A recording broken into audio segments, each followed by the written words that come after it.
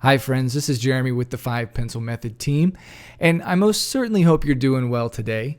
I'm here with a special video, and in this video, Darrel's going to walk you through what it takes to draw realistic animal hair. His subject of choice is a horse, but the reality is that you could use these principles and techniques to draw just about any hair-covered animal that you choose to draw. I'm talking cats, dogs, rabbits, giraffes, and even humans in some ways. So he's going to help you tackle some of those age-old hair drawing obstacles. And those are things like how to draw natural, varied strokes that actually look like real hair and not just harsh tick marks that tend to pile up next to each other on a piece of paper. He's also going to show you how to create a natural edge to a hair-covered face or body. I think it's pretty clear that a coloring book outline or a harsh line around your drawing would just totally wreck the realism. So Darrel's going to show you how to create a varied, realistic edge that's going to give your drawings that professional, high-end polish. And you're even going to get to see how Darrel uses an eraser and a soft bristled brush to speed up the hair drawing process. The fact is, you don't have to use up all of your time and emotional energy just trying to draw out every single hair. That would be ludicrous, right? Nobody has time for that. We're talking hundreds of thousands or millions of hairs. And the beauty is that you don't have to. With some simple techniques, you can create the illusion that you've drawn all that hair. So I think you're really going to like these helpful tips. And another thing that I think you're really going to like is the huge drawing class discount we have waiting for you at the end of this free lesson. And actually, before I jump into the lesson, let me just quickly show you this class that you can get your hands on for $80 off at the end of this video. We call it Your Guide to Drawing a Realistic Horse, and what it is an in-depth, easy-to-follow drawing class that shows you exactly how Darrel uses his 5 pencil method. It's a unique method to draw a realistic horse from start to finish, every step explained. So I'm going to let Darrel share his tips for drawing realistic animal hair now, but if at the end of this video you want to get your hands on this powerful class, please just stick around and I'm going to show you how you can get it for $80 off. So, without further ado, here's Darrel with his tips on how to draw realistic animal hair. When I'm doing the hair, the horse hair, I don't want to come in here and just do a smooth texture. So we'll just play around with a couple little spots on here. And what I want to do, though, is I want to notice the flow. As you see this going around, and then maybe it comes around again and it goes around. All these places are undulations, they're contours, and it goes deeper into the contour and it comes back up and over. It's catching the light a little bit. That's what's happening here. It's catching that light that may be shining from this direction, and you'll see it shaded on that other side of the hump, and then it catches the light and it's shaded down on the back side where it is getting very little light. And if you can think about these things when you're drawing, it's going to really help. But when you're starting the hair, it's easy to forget about this. Because what you want to do is you want to document your hair direction, the flow. I call it sometimes the grain, because if we get it, you think about this like a current, like in a stream, and it's going around the different things to make its way downstream. I want to make sure I'm doing that and not concentrating so much on my strokes for the hair that I end up by making everything straight. Because then I've just wiped out my opportunity to have this wonderful contour as it just, again, flows in and out of all these different places. The muscle structure, the veins, the bone structure, all those things.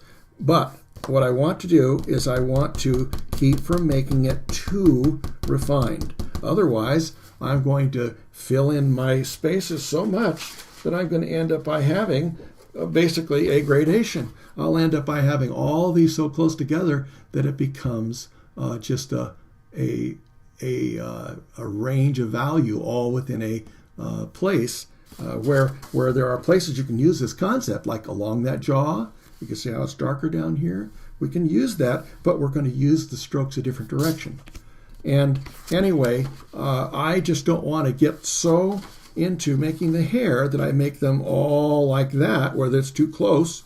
And especially when we build them up, it can become very solid, just like that is right there. And so I want to be able to keep something that has a little bit more of an opening. And I'm going to use a pencil that isn't necessarily, and unless I'm just kind of documenting and finding my way with my 4H pencil, I don't want to come in here with something that's too hard because then I'm going to end up by having to use another layer of pencil and another layer of pencil to continue making it darker. So we're going to kind of shortcut the process just a little bit. We're going to go ahead and just make sure we have some of the strokes, and I can always tap them back. If I'm using my stroke right, I always have the ability, or should have the ability, to be able to take something off of the paper. I'm not going like this, like I talked to you about yesterday, but I'm using a sharp pencil with that positioning of my hand, where that helps not only, if you get it down to the mechanics of this, it not only helps you have accuracy, and it has a natural flow to it because it has a curve, but then it also keeps you from scoring the paper. And that weight of that other half, that pointed half of the pencil, is not going to be, as it's not going to have the possibility of scoring as much as this would.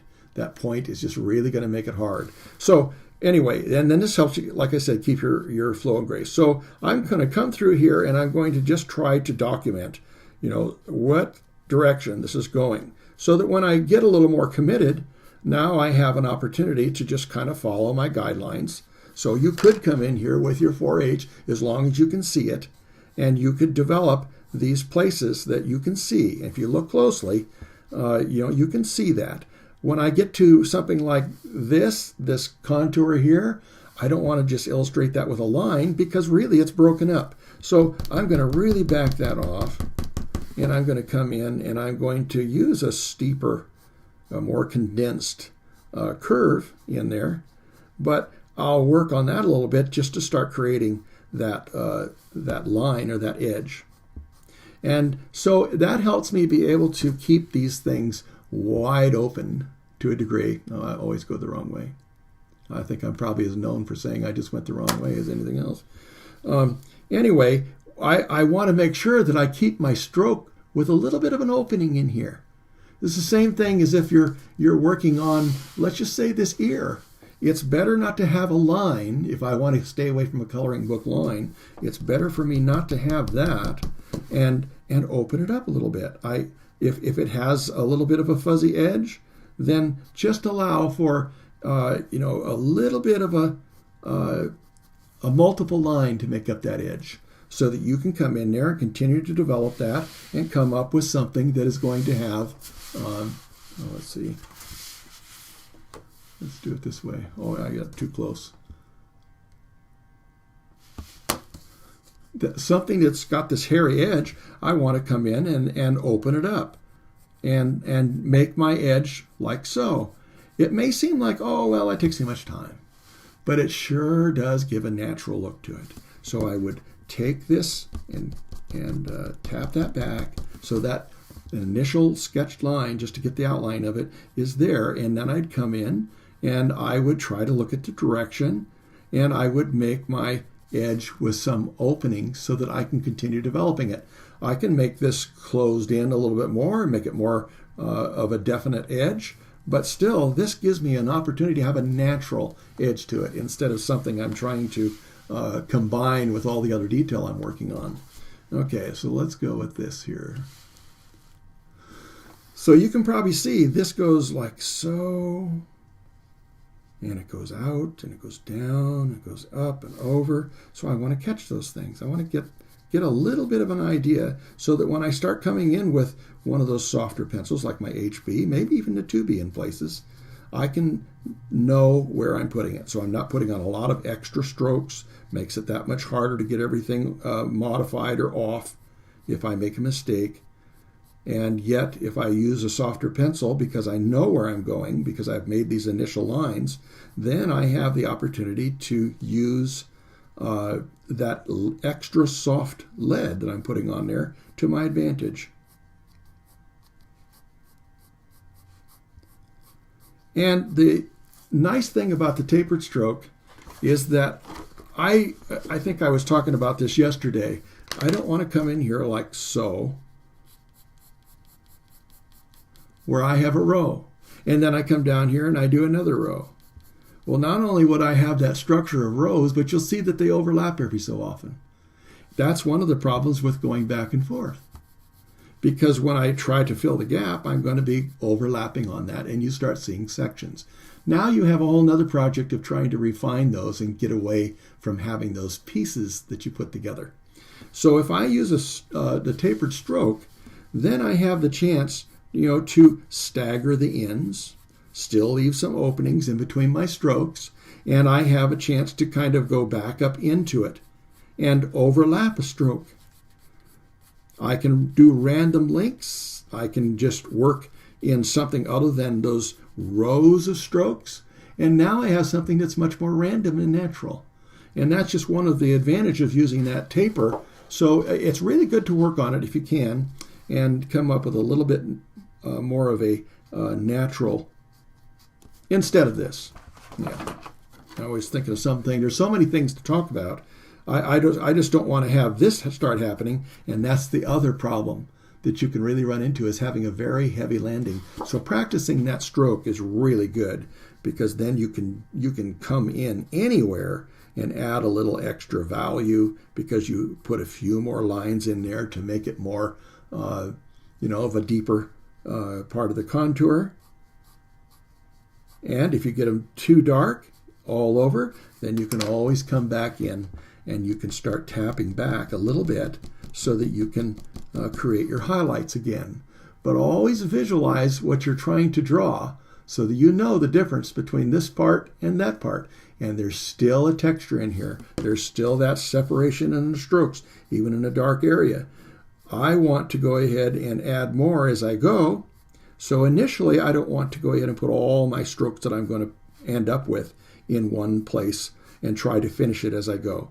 I'm going to just look at the general idea that this is darker, make sure that my strokes are all going in the right curve, and complementing that structure.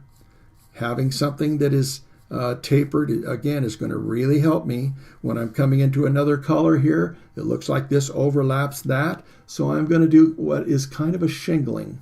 And to simulate that is actually coming up here with maybe a little bit of a point to 2 or 3 strokes, almost like a little triangle, a little bit of a wedge going up into the white hair.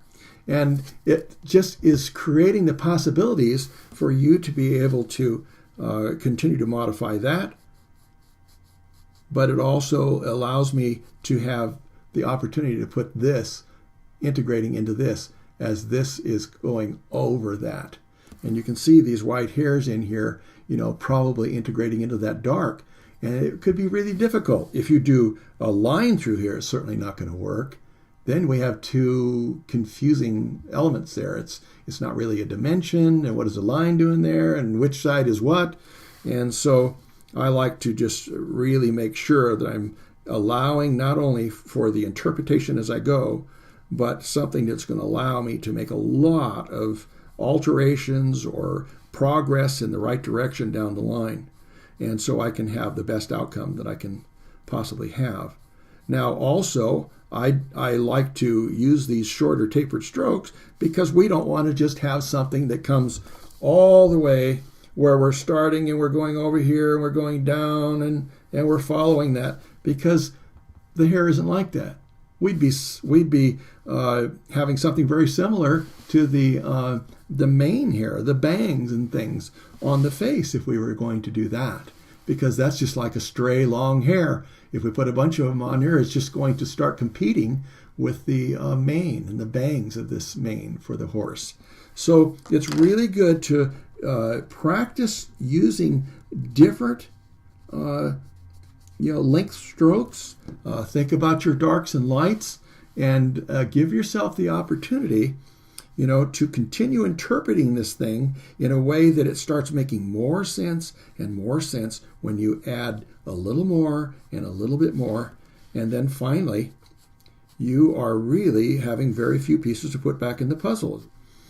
I like to just get to it slowly. If you try to do too much all at once, I think you can overcommit yourself It can get confusing because maybe something doesn't really look right at that value or that development at that stage. And so I can take this little bit by little bit and end up by having something that is representing my drawing slowly. And as I look at this, I'm starting to see, oh, that's the dark part, this is the blaze. And later on, I can come back up in here and I can get a lighter pencil or a lighter stroke when I've developed this more, and I can work on the different contours and the light and dark values of the blaze. But I probably wouldn't do that until I have this developed enough that it is going to hold its own and be the darker value of the two, just like I don't want to have this become as dark as the eye. I want to keep making sure that as I get this darker and I'm assessing, oh, I'm starting to lose the focus, I want to keep my focus on those deeper, darker places so that this really makes sense. My brain can tell exactly how dark this is supposed to be if I keep advancing this value. And it surely shouldn't be done all at once in my the way I draw. I just like to really have an opportunity to take it so far, and then I realize, oh, I think that's just right. Maybe I'll walk away from it for a little bit. Maybe it's even a day or two, whatever it happens to be, and I'll come back and I'll say, no, I think it can stand some more value, or I think I did get that, too dark. So as I'm going to come in here later, I'm going to gradually increase or maybe put a few more strokes. Maybe I need to use a darker pencil. I don't want this to become too grainy. And I definitely want to keep the spacing. Because what I'm going to do is when I get enough on here, now this gets kind of hard when I'm trying to do this very soon in the drawing, but I want to be able to use this brush so that I can take that extra lead from a little softer pencil than the 4H, and I can use it to cast some of that value into the lighter spaces, because we don't really have that light of a hair there.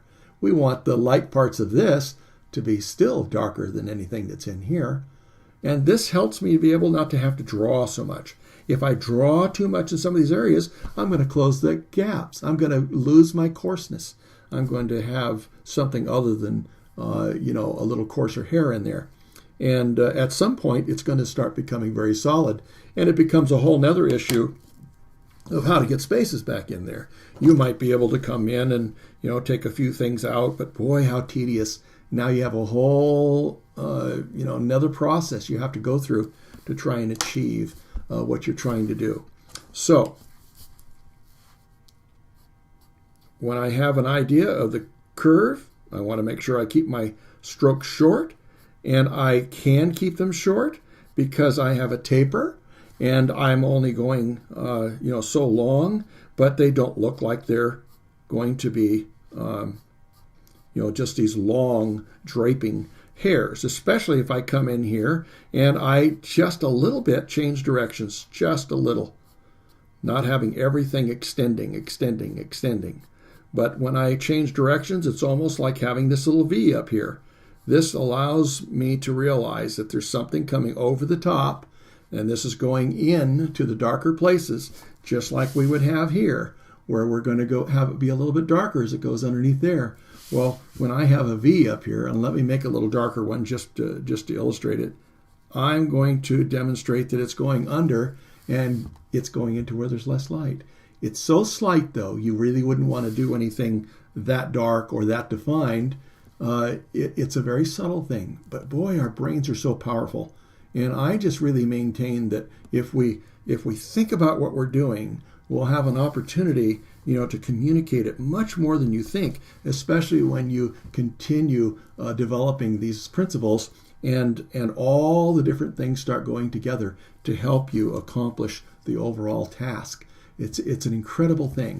And so now that I'm having some of this build up in value, I'm starting to realize, oh, well, look at this is supposed to be a lot darker. I'm going to come in here and I'm going to build this up. And like I said, this is the problem in starting in a small area. Then this becomes more noticeable and doesn't really let you build overall all your values. But I hope you understand what I mean, because this is something that we might have done a little earlier. building up the value.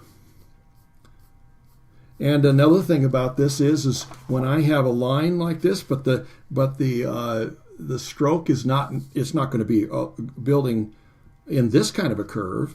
I want to be able to come almost an opposing angle to the curve of this jaw, and yet still have something that is going to create a pretty good edge. So what I do is I have a kind of what I call looping at the end. I don't know whether you can see that or not. I'll try to push the right button here. And so as you come down, you actually let it angle in towards that other stroke a little closer. A little wider spacing up here, and it kind of funnels down into that finer place.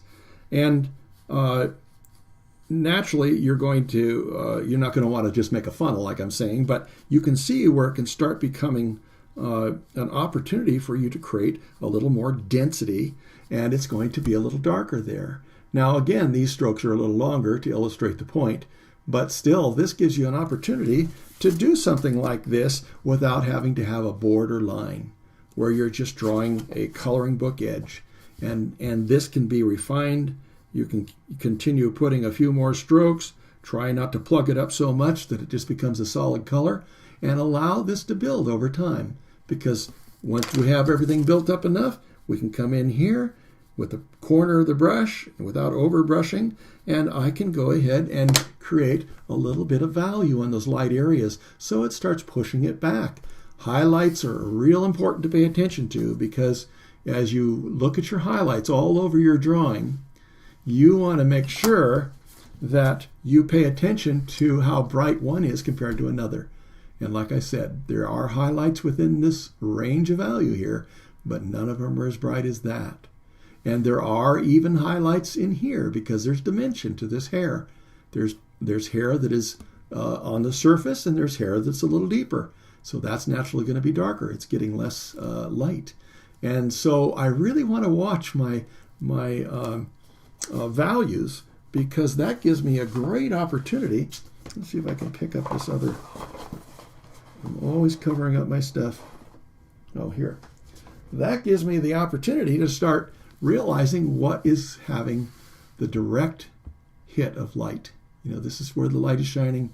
Even though in this, it can look like this is pretty bright, this is over on the shaded side of the face.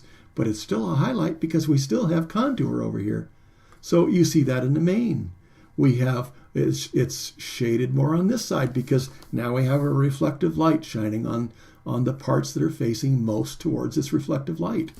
And so it's really a great thing to start disciplining yourselves to pay attention to how bright your highlights are. Because if I make this just as bright, my mind is saying, wait a minute.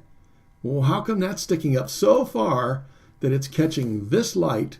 Oh, no, it isn't, because it's actually on this side. Oh, it must be, but it's on the shaded side. But see, you create conflict in your mind. And now you have to spend your time trying to explain why this doesn't make sense. And often you won't even realize it's the light. It's the value that you're using to make a highlight within that set of values.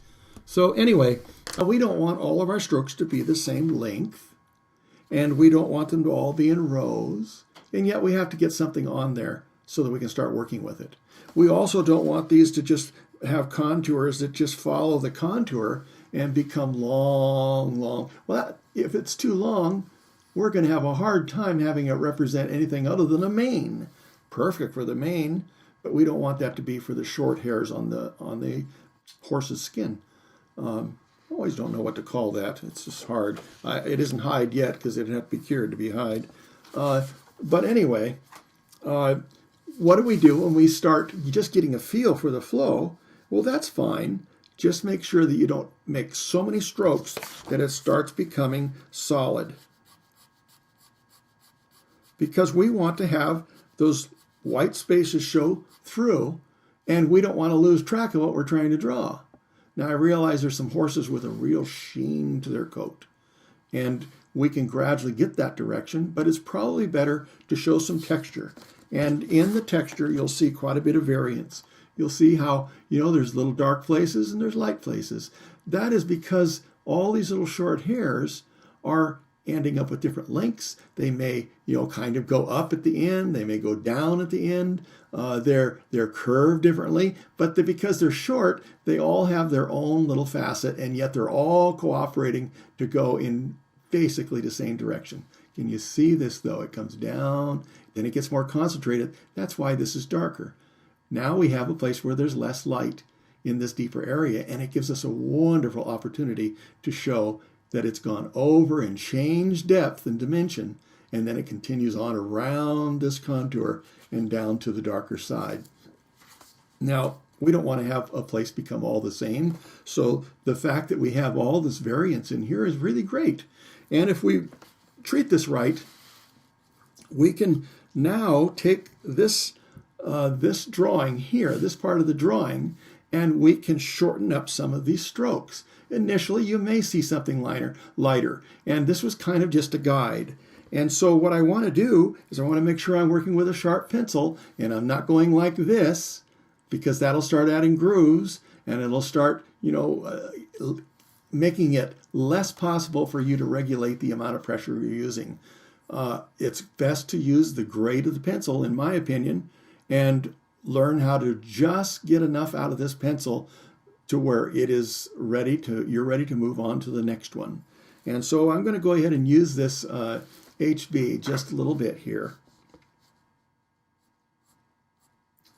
And one of the things that you might find useful, as I do, is that I like to not only have that sharp pencil, but I like to rotate it. You'll see that I'm rotating it in my hand. Now, it's a subconscious thing. I've just gotten in the habit of doing that. But basically what it's doing is it's always sharpening the pencil. And so if you realize you're having to go to your pencil sharpener too much, or it seems like quite a bit, you're probably pushing that point right at the paper, and it's wearing the tip off all the time. And if you start getting real thick lines here, it won't be near as effective. And there's nothing wrong with going to the pencil sharpener. I'm not trying to say don't sharpen your pencil, only keep it sharp by rotating your pencil. But also, these aren't perfect parallel strokes. They're not like this, where they're all the same spacing. They are like this. I'm not worrying about the direction of each individual stroke, but what I am worried about is that overall I'm turning a corner. I'm looking for darks and lights because of how many strokes I put in there, and yet these variances in curve and length are what is going to help us create this. It's going to help us create a few places where we can even make the V's, like I was talking about. Even though it's very short hair, we still want to accomplish something very similar. So I'm going to come in here and I'm going to start making some varied lengths, not too long, and I'm not going to worry about it actually almost crisscrossing, with the other hairs. And I can make these, I don't want to make them too dark, but I can make these a little darker and always tap them off like I showed you the other day, not only with the rounded end of the kneaded eraser, as this is my favorite shape. I can always come back in and I can tap out a value and lighten it up, and especially if I haven't put too much pressure. So that's one reason, one of the many reasons that I really encourage you to work through some of those exercises like the patch exercise and become very familiar with the pressure, the sound, the feel, and all those things. And they'll all be just automatic indicators after a while for you to make some adjustments. If you start seeing wider lines, then by all means sharpen your pencil. But when I go ahead and I'm crossing over, I'm actually creating places where I can actually make a V. I think I'm on the wrong side of the paper of all things. Here's the teacher. I always recommend you work on the back side of the paper, and this is just a little bit coarse. I think in a hurry, I tried to make sure this was ready, and so it's adding a little more grain. And that's another good reminder too, because when you're working with something that is kind of a subliminal texture like this, And it's important to get the lines clean so it reads well. Then you want to make sure that you are on the right side of the paper. A slick paper just would never do as far as I'm concerned. It does some nice things. There's a time and place for these smooth varieties of vellum, and they always are going to be an advantage when you're drawing a particular thing. But they usually will not give you as much texture. They won't give you as much range of value, because after a while your pencil just slides over the surface and it no longer leaves anything behind because it's too slick. And if nothing else, it'll start creating slick, and then it'll grab, slide and grab and slide and grab, and it just won't be a real consistent or help you have this random stroke. Because sometimes you'll try to make a stroke and it won't even really leave anything behind, and then your anticipation of creating this variety here becomes even more of a random chance.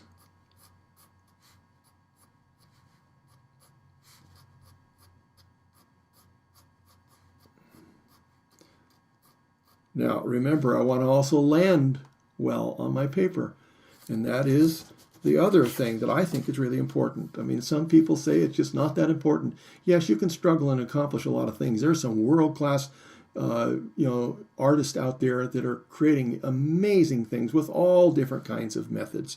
But I still think that this 5-pencil method has always worked in the long run best for me, keeping so many options open.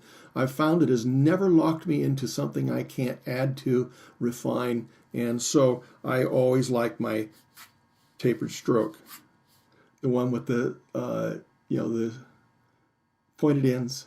It's a little lighter in each end, a little bit more of a value in the middle, and that in itself lends. When you shorten that up, you can practice doing them very short, and that in itself helps create that variation in the fur on this horse. That is really an advantage. So we want to look for a few of these. Every once in a while, we'll maybe have a little opportunity to create something a little darker. And then we know that these are laying over the top. It's almost like shingling. It just keeps going, under, and something's under that, and something's under that.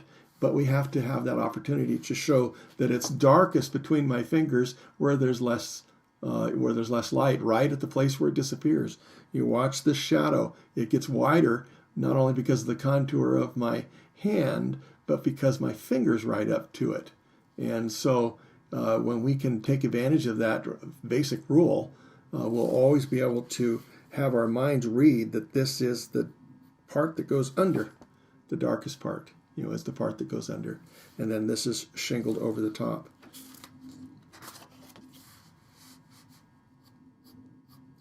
Now, like on here, it might be a good thing that I've actually had this happen where I'm actually working on the rough side of the paper.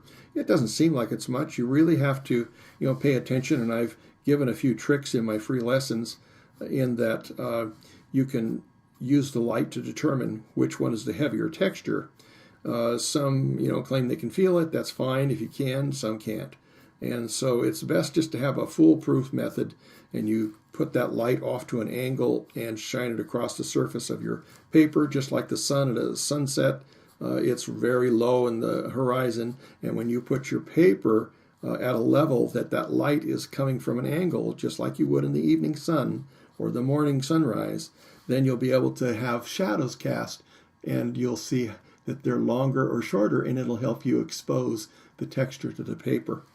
So now, because of that, though, I think that I would like to come in and maybe clean up something, make it a little sharper. And so when you need to do something like that, I think it's best not to do everything with the 4H, but to clean something up. I don't see anything wrong with that, to make sure there's a clean edge to a line, or there's a place that you can get in there and do a little sharper V, so that you can take advantage of value as well as refinement, and the 4H does that quite well. But again, I probably wouldn't use this all because I want to be able to do something else very important that we'll do in a little bit. So it's okay to use it as a stage or just for the time being when something's appropriate to clean up. But it is really nice to be able to have this extra lead that we put on when we're using a little softer pencil. I just don't want it to be a dull pencil, and I don't want the strokes to be too close together, because then when we look at it from a distance especially, we're going to start seeing it as a solid. And even though this may look almost solid to you, I want to encourage you to try to find variance in here in value so that you can have darks and lights just like you would in this more open space, but only it's in a darker place. So you would have a little darker lines in between, just like you'll see these darker places on the fur here.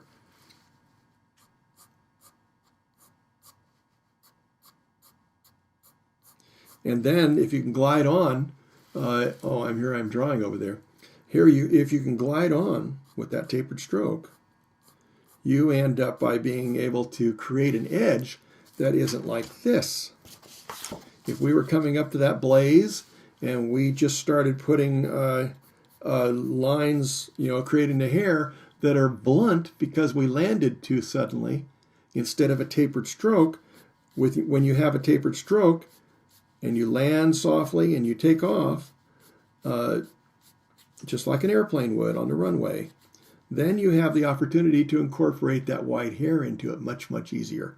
And you can come back in and you can create a few of those V's that will go into that lighter hair. It's so easy to just dab off something.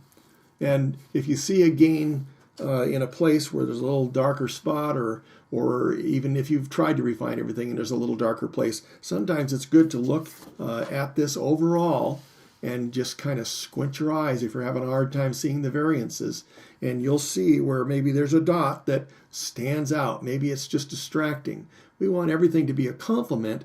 We don't want everything to be exactly the same. We love the variance. We just don't want something to take over.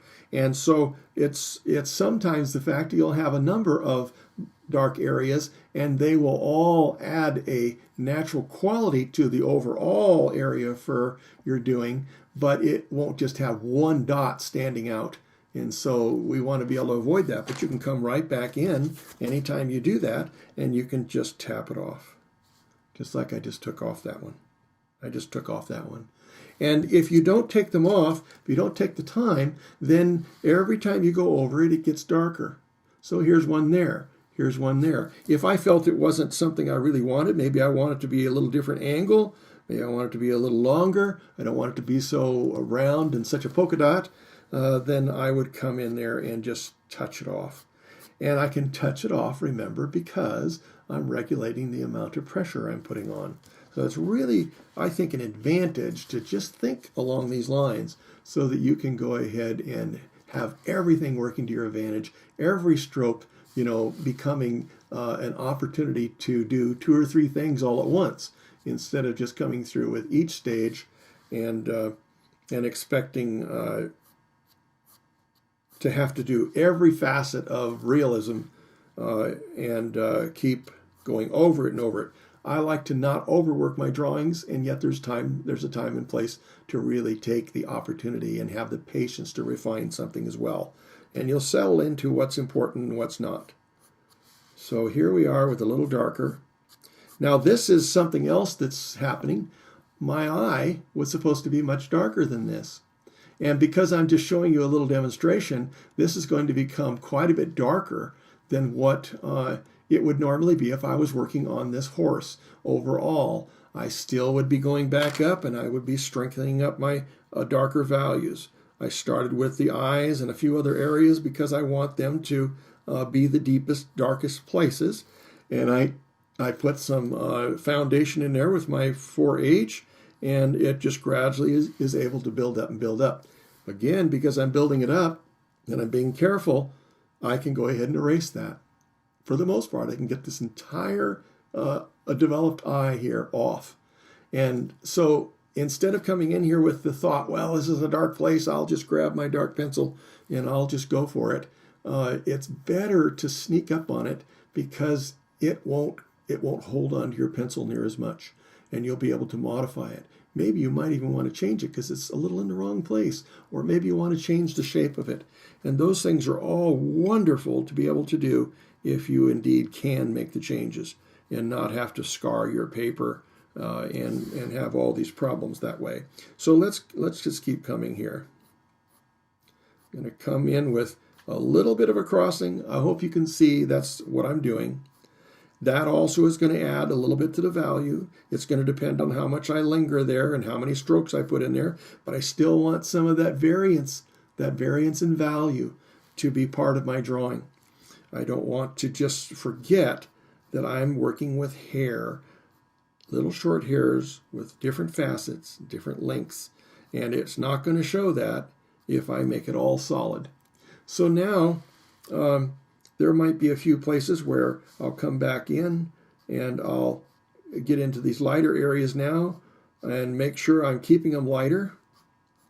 If I'm working in these areas and they start becoming equal with this, well, then I would probably want to come in either and darken this up a little bit more, or I would want to tap something back. And I can tap away, not away, but I can tap back an area that I want to be a little bit more highlighted in here. Maybe I want a little bit more highlight through there. So I can come in here and I can evenly take something off of the highest points, and that's usually where your darkest value is. If you haven't pressed too hard, your darkest value is sitting on there on the top, just waiting for your word, and it'll come off if you want it to. So here we've got a little bit more of that taken off to create that highlight. Okay, now, there's the reason I'm mentioning that eye again is not only because we want to make sure we keep all of our values in the right order. Otherwise, if I'm just working on this and everything else stays light, and the things that I initially thought I would make darker start becoming almost equal with this, then this is where our attention is going to go eventually. Because our minds are going to tell us, well, I wonder what that's dark there for. And it's going to go to the greatest contrast with the paper. We already have a white blaze, so we want to be able to tone this down in some way. So in normal circumstances, I'm going to want to continue increasing my value ever so slightly to make sure it's ahead of this, and it's not even beginning to be in the same category. Even though I would avoid going as dark as I can, because that kind of limits, whether you're going to be able to show dimension and contour within a dark area. I always like to keep something in reserve. So I wouldn't use my 4B up here. I might use my 4B if I have to at all at the very last, because it'll give me an opportunity to maybe make something just a little darker in a certain place. And then I'll be able to go ahead and also show something a little lighter. Maybe it's a highlight in the eye. And if I need to clean it up even more than that, well, I can go ahead and use my Mono Zero. If you're interested in these Mono Zeros, they're a wonderful alternative to the electric eraser going by the way of the dinosaur. And they're so versatile. You can take nice strokes. If you're used to using your pencil, you'll be able to do one of these very nicely. And so that's also another secret of opening something back up when you may have gotten a little bit more in there than what you want. So let's just try that. We want to be careful with this, just like getting a pencil that's a little dull and making too wide of a line. We can end up by having this become worn off on the edges. I like to cut mine straight off so I have this whole perimeter of an edge on this rounded eraser. That whole outside edge can now become a sharp edge that I can use. And I break off this little pocket clip because I'm not going to carry this around in my pocket, and this helps me then to be able to do exactly what I was saying with my pencil and rotate this so I can always have a fresh edge. And then you can lay this down on something, and when you're ready, you can cut this straight off, and it's good to have this on a firm foundation, and then just slice this off, just like you're going to slice a carrot or something, and take that little piece off of there, and then we'll freshen up the edge again. And so anyway, we can come in there with one of these, just taking a nice clean tapered stroke. We don't want to have these blunt either. So it's really nice to be able to glide on and glide off just because you're used to doing it all the time. Sometimes when it's hard to learn something, sometimes people will say, well, I don't think that's necessary, but it really is a great opportunity, again, for you to expand your horizons. And I realize that not everybody can accomplish the same things, and you might have to make some adjustments, but try, because sometimes it's worth the effort. I've had people in my classes that have gone from drawing, like a left-hander does from the top of the page and adjust it so it's mirroring what I do, instead of coming around here from the top and having to do a reverse stroke like so. And it's amazing what we can train ourselves to do. People who have lost their arms can learn how to draw with their feet. And that's just a matter of determination. And it's incredible what you can do. I've had people even change from left to right when they're drawing, just because they decided that would really be an advantage. And so you can do virtually anything you want to do, unless you just decide you're not going to try to learn. And then I realize there are limitations as well. But I'm trying to, again, open up as many opportunities as I possibly can for you. So if you keep drawing with this method, you'll realize that there's a lot of things down the line that will just become so much easier when you get some of these basic mechanics down and the principles. Now, what I'm trying to do, and I think we're getting close enough now where I can bring in this drawing of burdock that I did before, and you can start seeing what I'm trying to create here. And I have a range of value in here. It gets a little darker here as it's going to go into this maybe a little recess, and it's coming up and over. It's going to drop over the edge, and we're going to have a slight texture in here. The texture started getting smoothed out, a little bit, but you can still see there's an influence in there of that curve and that flow around all the contours. And so there's also many different variations of value and intensities, of the stroke, and also a little variation in the direction. So if you've ever done something like stippling, this would be something similar. If I'm coming in here and I realize it's a little bit irregular, but in a way I still want to be able to show that it's a little darker in here, maybe a little darker through this place here, a little lighter through here. Well, I want to be able to maybe depend on a random stroke here and there to suggest that an area is a little darker instead of getting too dark. And then when you have a dark stroke like that on there, it might be that this is just an isolated one. So you could actually, come in there and say, okay, I'll just create a couple other darker ones along in there and see if that's actually starting to create what you need to have these little variations that give it a natural quality, and also not having this one mark stand out. On the other hand, if it is too dark, and that's very possible, just come in there and touch it off.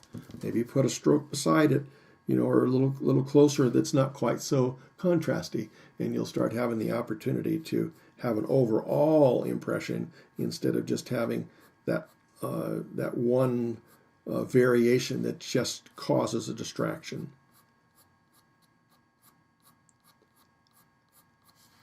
Okay. Now, what I want to be able to do to take advantage of the softer lead is to be able to come in and not have to draw in all these light areas. I'm going to try not to do that, because the more I try to fill all the spaces, the more I'm going to end up again with a solid tone. I'm not going to have that wonderful texture that I want to maintain through this. And so I'm going to use my brush.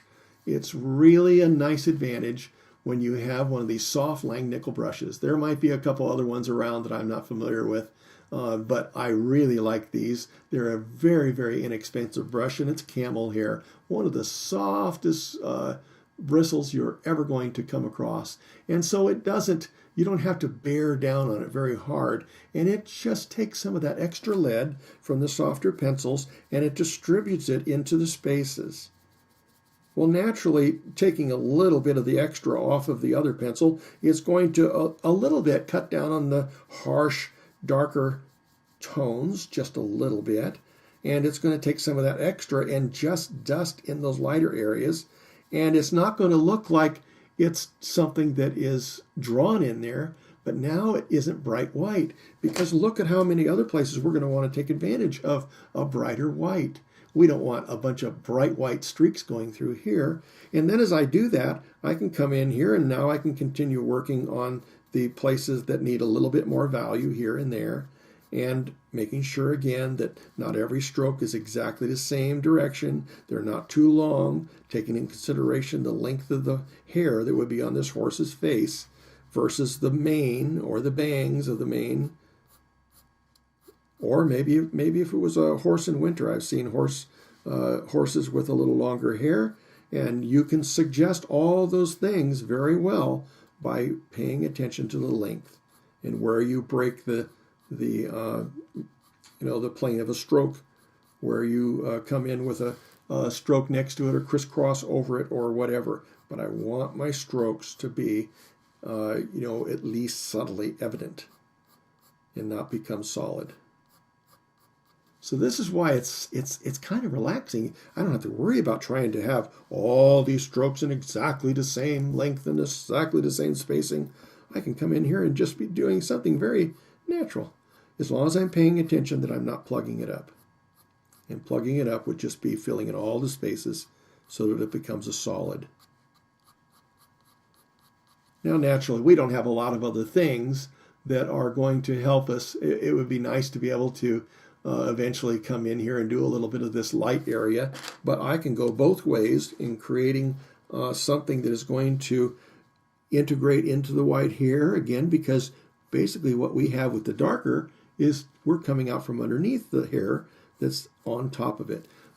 In some of these prints, you can see that there's actually an intersection. There's a central place, like the hub on a bike wheel. The spokes all come out from a central area. And so that helps you understand that as the hair is coming out and we're gradually working this way, that this is going to be over the top of that. We're going to continue coming from underneath, and even in the light area, we're going to come from underneath, only with a much lighter and clean stroke. So we'd probably use more of the 4H, a very much harder pencil, and to create that. And then also, remember, you've got your opportunity to reverse out by having your mono zero with a nice clean edge.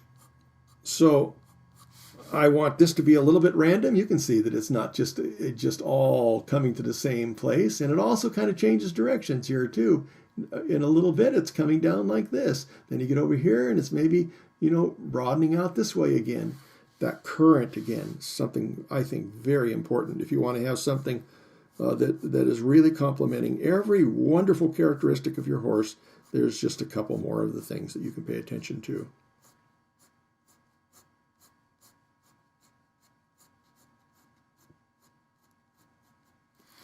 So using the appropriate pencil, I see something dark through here. Still want to use my tapered stroke because I want to variegate into it, in and out of it. I can always make it more cutting edge or more pronounced by coming in there and intensifying a value, but I don't want to do that initially. I don't want to have blunt strokes. I want to glide on, even though it's a little short stroke, and gradually increase that value until I have something like this. So there might be a few places that we can go ahead and, as you squint your eyes with this too, and come up with something that is gradually going to take you, closer and closer to that. Remember, you can shorten up strokes. You can vary the direction ever so slightly and still overall be maintaining your contour of this animal. Think of how many things would be just pretty much the same as this. All kinds of dogs and cats and giraffes and antelope, and everybody would be something that you could really take advantage of the same procedure. That was kind of chunky. Remember too, I don't want you to forget about this. If you want to have something that's not quite so stark, so you take that pointed end of your eraser and you pinch it until it becomes a wider, more substantial blade. And then you can come in here and you can take out more of a line. Still have that opportunity to touch it if you want. Just lift something gently off the paper, or you can take a stroke. And it's better, again, to follow a tapered style with this. Whatever you do, as much as you can use that tapered stroke, it's going to complement the removal of your graphite with your eraser, the putting on the graphite with the eraser, even the using the brush. When I come on, I don't want to come in here and just go like this. I want to, sweep on and sweep off. The thing that makes this nice is it has corners and it isn't very wide. And so you can continue brushing certain areas without having an overbrush into an area you don't want that cast into. But you can see the value that I'm starting to get here. That's getting pretty exciting. So let's go ahead and maybe make a few more dark strokes. Yeah.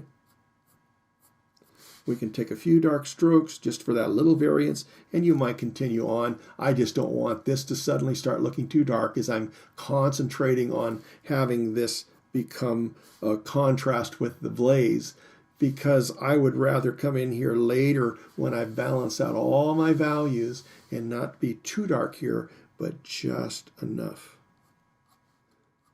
Just enough. Okay, so now I'm going to take that brush. I'm going to take advantage of that extra lead again. And when I brush something that has a texture to it like this, then usually I can anticipate that that is going to be still a texture when I get finished brushing. And also, if I ever had to, I could even go across. I don't want to necessarily do that here, but if I came here and I put each stroke next to each other and made a continuous tone, that if I don't have any gaps going this way, everything I go over here will maintain that texture because I'm going the opposite way. That's why I'm encouraging also not to go the same way and continue getting darker and darker and put too many strokes, because you end up by starting to lose the texture. You put more of the same thing in there and it gets harder to differentiate the variances that you have both in texture and value. So I hope that this gives you a little bit of an idea about what can happen, and I might even go up to my 2B if I feel like it's necessary, as long as, again, I'm not coming in there and overpowering everything. I can start fine-tuning the contrast in these different areas, as long as I continue, having that transition from light to dark, and it isn't just a sudden place. You really watch your reference, your subject, so that you can try to do it justice as you try to capture the best of its anatomy, of its character, and I consider this character as well. And so I can come in here ever so slightly and continue adding a little value. And that first stroke may be a little dark, maybe it needs a few friends, so it'll tone it down. But I think you can probably start to see that we're getting a variance from a, not a real dark value, but a little lighter, slides into a little recession here, comes up over, and it becomes dark as it comes down. And this can be more refined if it needs to be in a more concentrated place. Then you just come in there and add a little bit more in there. And if it needs to have a little bit more of a highlight in a couple places, now because you've brushed that extra value into those areas, you have something that can be removed.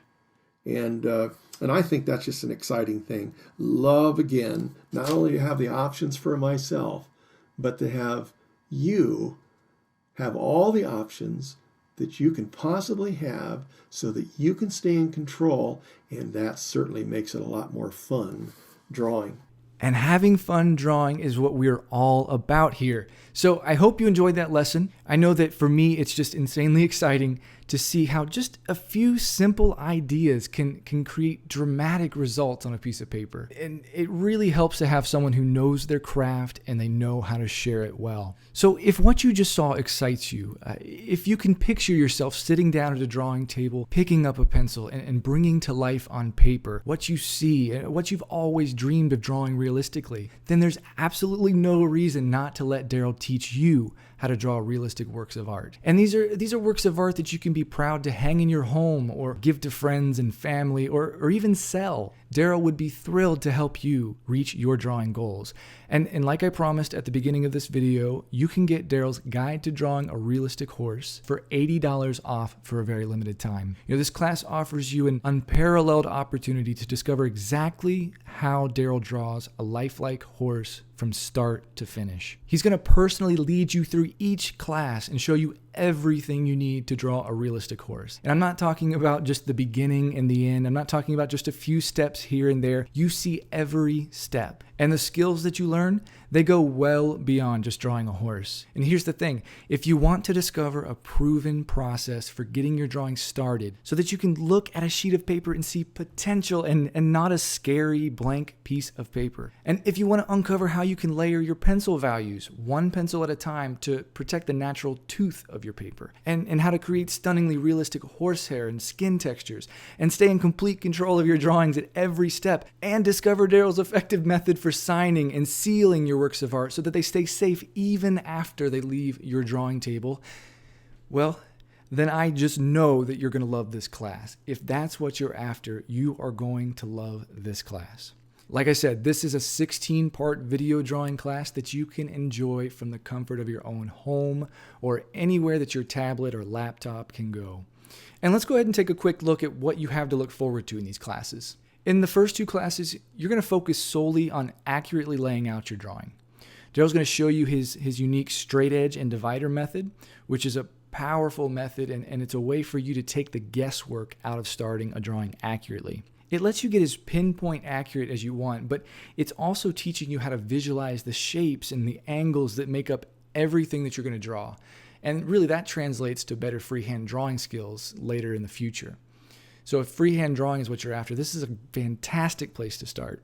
And then in classes 3 through 8, the 5-pencil method really starts to shine. Darrel's going to show you how to add value to the darkest places in your drawing and create that realistic pop and dimension and do it almost instantly. This is going to give you that 3D effect that you strive for as a realistic artist. You'll also discover how to draw natural-looking hair that conforms to the shape of the horse's face and effectively captures its subtle contours. This is a super tricky balance. For so many, this stage totally derails progress. Many end up with strokes that are too uniform and rigid, and they quickly become just a muddy mess of graphite. But with the right mindset, the help of Darrel's powerful tapered stroke, and Darrel's expert guidance, you can literally create hair that looks soft to the touch and richly textured. And then with the shape of the face defined and that first coat of hair down on your paper, Darrel's going to walk you through his proven process for building up layers of hair. Layers are key here. There's a major misconception among many new artists, maybe even most new artists, and that is that you have to meticulously draw out every single hair that you see on a subject. It's kind of how, left to our own devices, we just naturally tend toward. Kids draw hair that way. But what Darrel's going to show you is how you can create the illusion of lush, thickly layered hair, without painstakingly drawing out every single hair. In fact, he's actually going to show you how you can create this illusion with just a couple of pencils, an eraser, and a soft bristled brush. So if you ever looked at a realistic animal drawing and asked yourself, how did they do that? This is where you're going to find that answer. This is also where you're going to discover how to create a natural looking edge to the horse drawing. Because let's face it, a harsh coloring book edge or a smooth line to represent a hair-covered edge of this drawing would totally kill the illusion.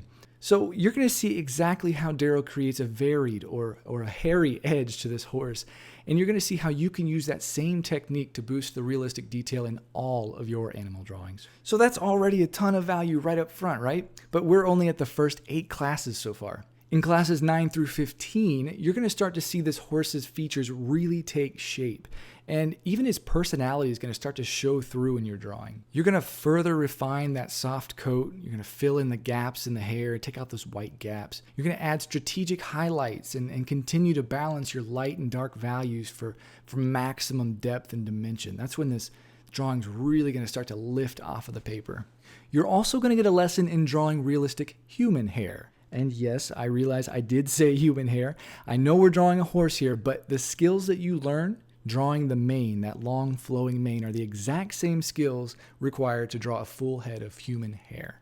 And that's just one more opportunity to reinforce critical drawing skills, skills that you can apply to other projects. In class 16, you'll take the drawing from good to great. The truth is, you could quit drawing at class 15 or even classes 4 or 5 for that matter and still have a fantastic drawing that you could be proud of. But why sell yourself short? In this class, Darrel lays out a simple process for making those small adjustments that are going to make a big difference in your finished drawing. And you have a front row seat to it all. He's going to teach you how to spot inconsistencies in your work, those sneaky little things that are nearly impossible to see when you've been focused on the bigger picture for so long. You're going to see firsthand how to remove blemishes or smudges that detract from your subject. Because let's face it, no one wants to get their drawing all sealed and framed and up on a wall only to notice a nasty little smudge or a speck staring them right in the face. And that's something that could have been removed. So Darrel's going to show you how to take care of those things. And Darrel's going to give you a checklist of things to review before you call your drawing complete. This is so you can feel confident that you've done all you can to take this drawing to completion. And he'll even show you the method that he's used for the past 50 plus years to seal and sign and successfully prepare thousands of drawings and illustrations for framing. Now, with so much up for grabs, again, we're talking about 16 fully loaded drawing classes that are taught by an illustrator and an artist with over 50 years of professional experience. So you may be expecting your guide to drawing a realistic horse to cost hundreds or even thousands of dollars. And really, when you take into account the tens of thousands of hours that Darrel spent refining and perfecting his drawing method, and then you look at the step-by-step guidance that he's going to give you throughout the entire project, and even the massive boost to your quality of life when you start to learn how to draw, thousands of dollars actually starts to seem pretty reasonable. And the only other way that you're going to get this kind of access to drawing instruction from Darrel would be to actually sit in his studio and be watching over his shoulder every day. But Darrel wants to make the joy of drawing accessible to anyone who's actually serious about learning. So you're not going to pay thousands of dollars for this in-depth drawing class. And you won't even pay hundreds for the step-by-step drawing instruction that you receive. Your guide to drawing a realistic horse currently sells on the 5-Pencil Method store for $160. And you are certainly welcome to pay that much for it if you like, but you can have it for just $79.95 right now. Plus, just like all 5-Pencil Method drawing classes, your purchase comes with a 1-year money-back guarantee. And that means that you can download your classes today, and you can take them, you can test drive them for an entire 365 days. And if on day 364 you wake up and you're not loving what you've learned, just let us know and we're going to refund every penny. So go ahead, just claim this discount now by clicking on the button below. You have absolutely nothing to lose and so many new drawing skills to gain. So go ahead and click on that button and you're going to get instant access to your downloads. So you could literally start drawing as fast as your internet connection allows you to download those files. And again, regardless of your skill, regardless of what you think you're capable of, and regardless of what someone may have told you about your artistic ability, forget about it, because if you are physically able to sit down at a table or in your favorite recliner and pick up a pencil, and if you will commit to picking up that pencil and practicing your drawing skills for just 1 hour a day, and if you'll make up your mind to follow Darrel's process step by step and just stick with it from start to finish, there is absolutely no reason, I'll say it again, there is absolutely no reason you can't learn to draw more realistically. I imagine some of you might be saying, an entire hour? I don't have that kind of time. Well, here's the thing. How easy is it to spend an hour scrolling through your Facebook feed or lost in season 2 of the latest and greatest from Netflix? So you have to ask yourself, which would you rather have? Would you rather have a set of skills that's going to allow you to capture the world around you on paper and with your pencils, all the while relieving your stress and anxiety? Or is it an hour of cat videos and one less episode in your Netflix queue? You know, time has this funny way of expanding for what we make a priority. So I want to encourage you to not let social media or a TV show stand between you and a higher quality of living. So go ahead and get your download started right away. You can bring home your guide to drawing a realistic horse today for just $79.95. That's a total savings of $80 just for doing something that you've wanted to do for a long time anyway.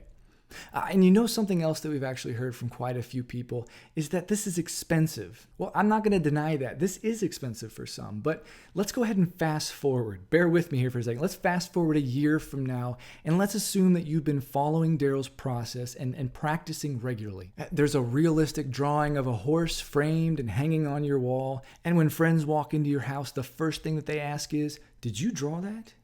And now you're using those skills that you learned while drawing the horse to draw other realistic animals for yourself and for others. How would that feel? Well, think of it this way. If you were to divide that $79.95 investment by 1 year, that's just 22 cents per day. So what's more important, 22 cents or having the ability to draw artwork that you're proud to hang on your wall or give to friends and family? 22 cents or the satisfaction of knowing that you made good on your promise to yourself to do more of what you love. Let's be honest, you and I probably have more than that hiding in our couch cushions right now, but that 22 cents can start you on a journey that will bring you greater fulfillment and satisfaction in life. So go for it. Start your drawing journey with Darrel. Please have fun with it. You have an entire year to test drive the classes and see how helpful they really are. There's literally nothing to lose, and this could be that first step you've been waiting for. So go ahead, click on that link below to claim your $80 discount and get your classes downloading immediately. You're not going to regret it, so go ahead and start your drawing journey today. I want to thank you so much for watching this, and I really hope that this has encouraged you to take that first step. And most importantly, I hope that you have a great day. See ya.